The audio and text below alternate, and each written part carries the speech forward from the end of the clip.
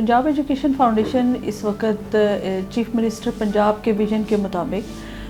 Public school reorganisation programme के ऊपर इस वक्त काम कर रहे हैं। और जिस तरह के सीएम का विजन है कि पब्लिक स्कूल्स में एजुकेशन के स्टैंडर्ड्स को बेहतर किया जाए, वहाँ पे एजुकेशन में ज़्यादा से ज़्यादा जो आउट ऑफ स्कूल बच्चे हैं उनको इनरोल किया जाए, तो सबसे पहले मरहले में इसमें एक स्टेप ये लिया गया है कि ऐसे तमाम गवर्नमेंट स्कूल्स जहाँ पर ज़ीरो टीचर्स हैं या जहाँ पर असातिज़ा की कमी है और जिसकी वजह से बच्चे वहाँ पर एडमिशन नहीं ले पा रहे, तो इन स्कूलों पर टॉप प्रायोरिटी पे आउटसोर्स किया जा रहा है, उसकी सर्विसेज को आउटसोर्स बेसिकली किया जा रहा है। इसमें कुछ मिसकंसेप्शंस भी हैं कि शायद इन स्कूलों को प्राइवेटाइज़ किया जा रहा है, ऐसा बिल्कुल नहीं है।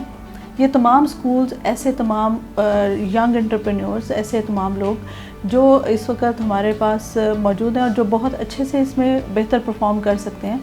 उन स्कूलों को इनकी सर्विसेज का काम असाइन किया जा रहा है। ये स्कूल गवर्नमेंट के अंडर ही चलेंगे, इसमें तमाम बच्चे फ्री एजुकेशन ही लेंगे और इसमें लेकिन हमारे पास जो सर्विसेज होंगी, जो वहाँ पर टीचर असाइन किए जाएंगे, वो हम मुख्तलिफ लोगों को इसमें, जिसमें एजुकेशनल चेन्स होंगी, जिसमें इंडिविजुअल्स होंगे, जिसमें 3 लोगों का ग्रुप होगा जो ऐसे पढ़े लिखे नौजवान हैं जो इस शोबा में बहुत अच्छा परफॉर्म कर सकते हैं। उन लोगों को ये स्कूल्स जो हैं उनकी असाइनमेंट दी जाएगी कि वो इन स्कूलों को बेहतर तरीके से चला सकें। लिहाजा इस वक्त जो हमारे पास स्कूल्स हैं वो तकरीबन 13,000 के करीब ऐसे स्कूल्स हैं जो गवर्नमेंट ने आइडेंटिफाई किए हैं कि जहाँ पर हमारे पास टीचर्स की कमी है या टीचर्स वहाँ पर नहीं हैं, जिसकी वजह से उन स्कूलों को दोबारा से हम बहाल करने का एक काम कर रहे हैं। और इस वक्त पंजाब एजुकेशन फाउंडेशन को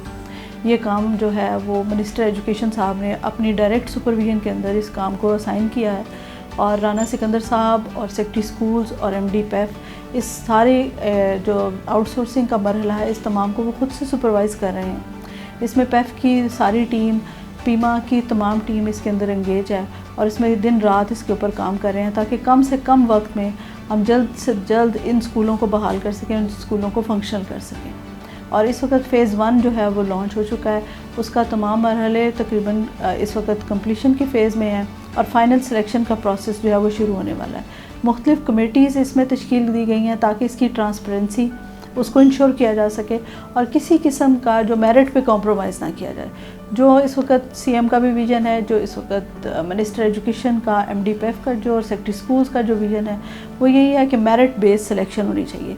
किसी को भी हम इस तरह से फेवर ना करें, कोई भी इंडिविजुअल हो, कोई भी एजुकेशनल चेन हो, कोई भी एनजीओ हो, उसको हम किसी तरह से भी कोई फेवर नहीं कर सकते।